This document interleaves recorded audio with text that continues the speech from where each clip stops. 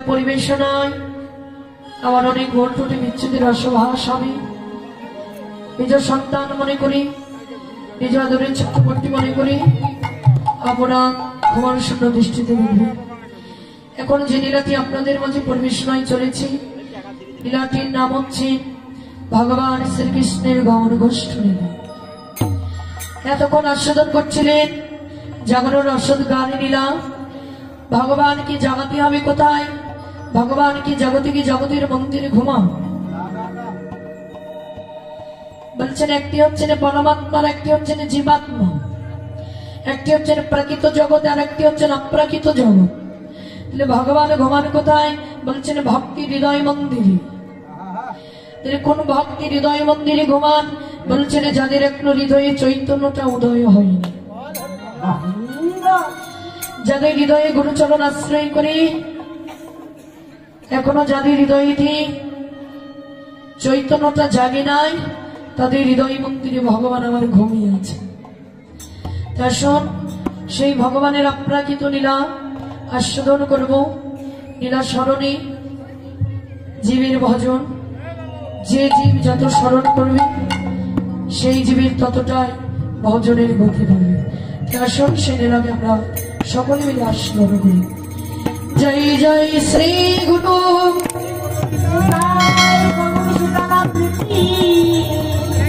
প্রেমানন্দে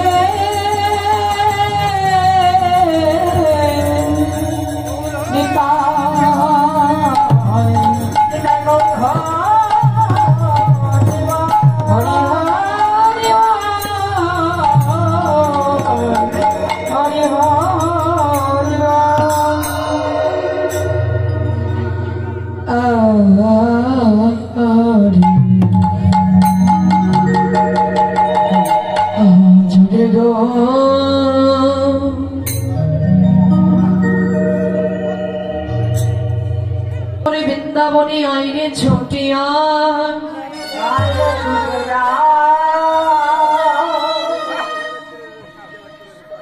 গোলকের ধন যুগল কিশোর মিলছে নদিয়া।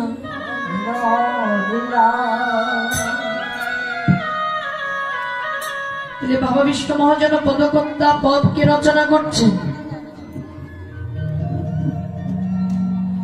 কি বলছেন গোমা? যে গৌর সেই কৃষ্ণ ভজন ইষ্টা করি নামেরও সহিতে আছেন আপন শ্রী গৌর।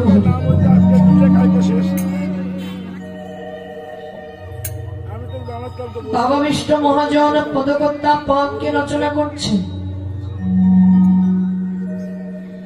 কি বলছেন গোমা? আজরি গৌরাঙ্গের মনে কি ভাব ওঠে, ধবলি শ্যামলি বলি সগনি ডাকি। যিনি পদকর্তা পদের এক প্রান্তে দাঁড়িয়ে বলছেন আজরি গৌরাঙ্গের মনে।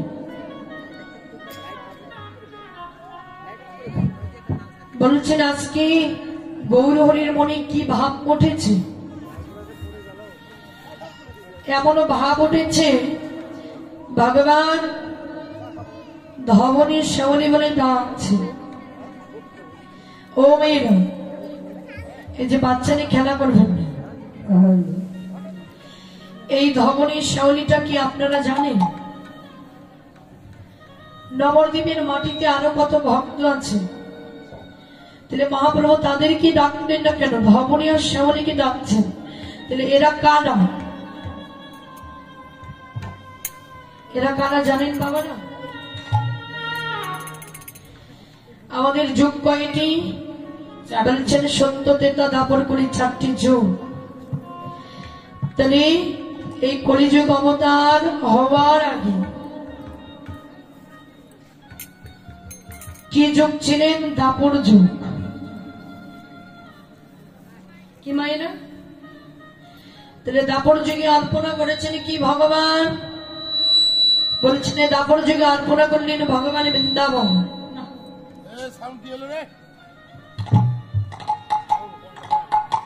দাপর যুগে মহাপ্রভু অবতার করলেন কি বৃন্দাবন। দেখুন এই পৃথিবীতে 4টি যুগ, সত্য প্রলয়ন হয়েছে, ত্রেতা যুগ প্রলয়ন হয়েছে, দাপর যুগ প্রলয়ন হয়েছে, এসেছেন কলিযুগ। সত্য যুগের একটা মানুষও কি আছে পৃথিবীতে? মা, সত্য যুগের একটা মানুষ কি পৃথিবীর মাঝে আছে? নেই। সত্য যুগের মানুষ বলুন, সত্য যুগের বাড়ি বলুন, সত্য যুগের ঘর বলুন, কিছু কিন্তু নেই। বলছে 4টি যুগের নির্ধারিত একটি করে সময় রয়েছে। যেমন মানুষ মরবার পর, নরকে যাবার পর একটি করে নরকের মেয়াদ থাকে। যেমন একটি চাকরির বয়স থাকে 10 বছর, তদ্রূপ আপনি নরকে যাবেন, নরকে গিয়ে ভোগ করবেন কত বছর? ভগবান ওখানে আপনাকে মেয়াদ করে পাঠিয়েছে। ওই মেয়াদটা যদি শেষ হয়ে যায়, পুনরায় 84 লক্ষ জনি ভ্রমণ করে পৃথিবীর মাঝে আবার আসতে হবে। তদ্রূপ বলছেন সত্য ত্রেতা দাপর বলি, এদেরও একটি করে মেয়াদ রয়েছে। বলছেন সত্যের বয়স কত? 17,28,000 বছর।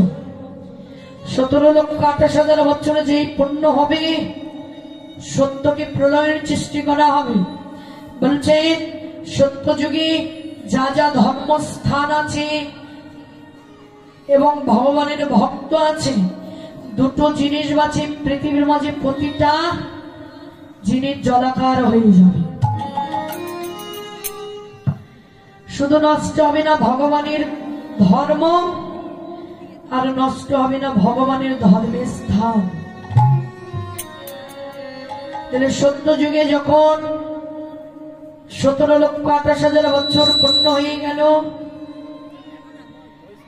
তখন কিন্তু পৃথিবীটাকে প্রলয় করল।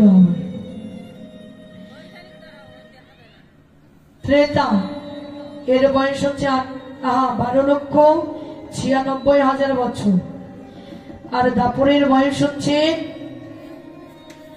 8,64,000 বছর, কলির বয়স হচ্ছে 4,32,000। এই যে সকল সাউন্ডটা নষ্ট করে দিচ্ছে ভাই,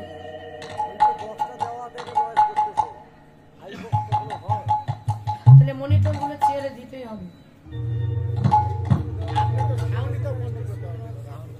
সাউন্ড কন্ট্রোল হচ্ছে না, নির্ধারিত করেছে। ও মা, এই ধবনীর শ্যামলীকে শুনুন, দাপর যুগের শেষ প্রান্তে বৃন্দাবনকে অবতার করে। বাহ, এই বৃন্দাবনকে অবতার করবার পর মহাপ্রভু যখন কলিযুগে গৌরাঙ্গ অবতারে কলিযুগকে অবতার করবে, সেই দাপর যুগের শেষ প্রান্তে মহাপ্রভু কি করলেন? দাপর যুগের শেষ প্রান্তে যখন কলিকাল অবতার করবেন, বৃন্দাবনের ধবলী শ্যামলী তারা ভগবানের চরণে শরণ নিল।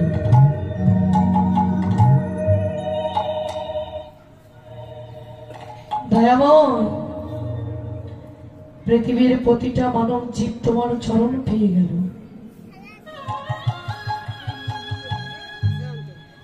এই বৃন্দাবনের মাঝে আমায় এমন এক করে জন্ম দিলি,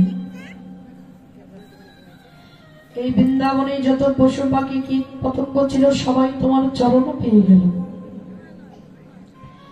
কিন্তু দয়াময়, তুমি এই বৃন্দাবনের মাঝে আমায় এমন একটি করে জন্ম দিলে, আমায় এমন একটি করে জন্ম দিলে, তুমি বৃন্দাবন ছেড়ে কলিযুগে গৌরাঙ্গ অবতারে চলে যাচ্ছ, কিন্তু তোমার চরণ পাওয়া হলো না। ধবনী শ্যামলী হচ্ছে বৃন্দাবনের গাভীগণ বাবা। তো এই দুটি চোখের জলে আর মুখের নারে যখন কেঁদে কেঁদে বলছিলেন ভগবান, ভগবান কিন্তু সকল কিছু সইতে পারে। আপনি পৃথিবীর যত বড় পাপী হন না কেন, যদি ভগবানকে দুটো নয়নের জলে ডাকার মতো ডাকতে পারে, ভগবান সকল কিছু ফেলে দিতে পারলেও ভক্তের দুটি নয়নের জল ফেলে দিতে পারে।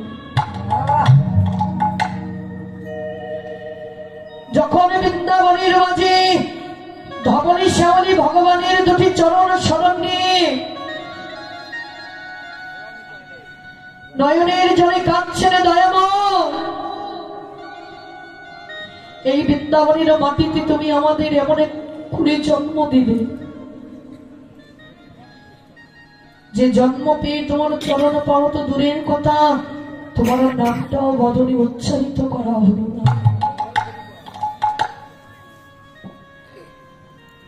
কত পতিতের পতিত, কত নলাধমের ধম, কত পাষণ্ড জীব তোমার চরণ পেয়ে গেল। বলো দয়াময়, আপনার তোমার চরণে কি অপরাধ করেছিলাম?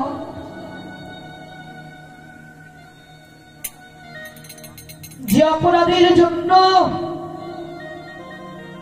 তোমার চরণ সেবায় লাগতে দিলে না। বৃন্দাবনের তারা পশু হয়ে দুটি ভগবানকে নয়নের জলে বলেছিলেন, গো মা, আজকে আমরা করি যুগসার চেষ্ট মানবজি, ভগবানের চরণে যদি দেহতে একদিনও না লাগে, ভগবানকে দুটি নয়নের ধারায় কোনোদিন কেঁদে কেঁদে বলি না যে দয়াময়,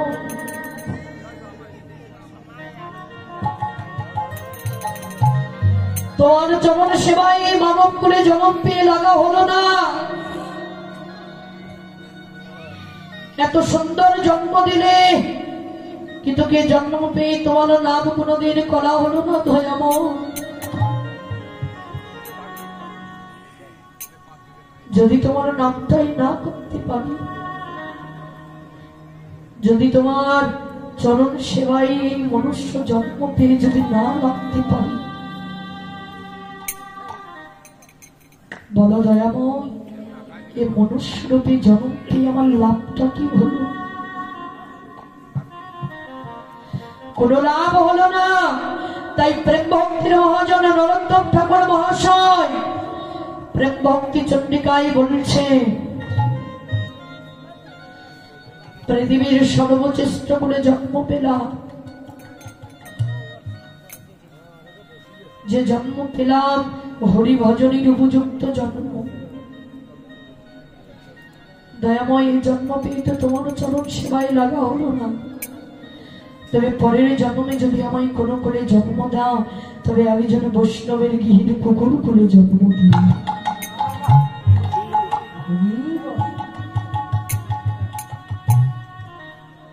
তাই বলছে, বৈষ্ণবের গৃহীর যদি হইতাম কুকুর, প্রসাদ খেয়ে তরাইতাম বৈষ্ণবের ঠাকুর। বল হরি বল। দয়াময়, এই জন্মে তোমার চরণে কোনোদিন আমার লাগা হলো না। এই জন্মে তোমার নামের প্রেমে কোনোদিন আমার কাঁদা হলো না। ওমা, হৃদয়ের আত্মস্মৃতি ইন্দ্রিয়টাকে ভুলে গিয়ে কখনো কি ভগবানের জন্য কেঁদেছি?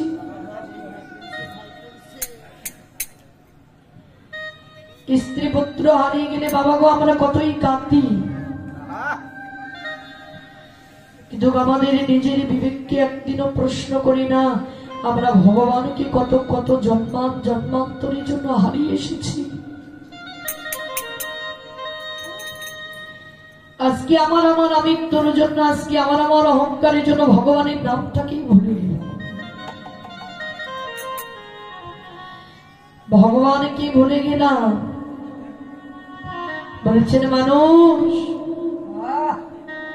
এই জগতের মাঝে কত বিক্ষোভ ভগবানের চরণ সেবায় লাগলো। দেখুন কোন বিক্ষোভ পেল, বলছে তুলসী বৃক্ষ ভগবানের চরণ সেবায় লাগলো। কত ফুল হয়ে তারা ভগবানের চরণ সেবায় লাগলো। কিন্তু যুগসার কলিজি, যুগসার কলিযুগ ধন্য কলিজি, হরি নামে কৃষ্ণ নামে দূর করবি অসীম। এই হরি নামে কৃষ্ণ নামে